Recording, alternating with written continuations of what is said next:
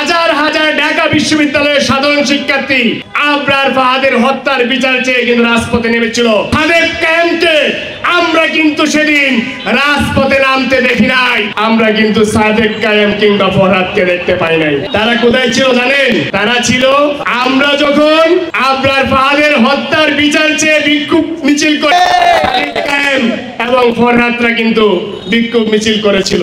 সুতরাং এটি বড় আক্ষেপের বিষয়। 2019 সালে রাজনৈতিক ছাত্র সংগঠনের বাহিরেও হাজার হাজার ঢাকা বিশ্ববিদ্যালয়ের সাধারণ শিক্ষার্থী আবরার ফাহাদের হত্যার বিচার চেয়ে কিন্তু রাজপথে নেমেছিল। কায়েমকে আমরা কিন্তু সেদিন রাজপথে নামতে দেখি নাই।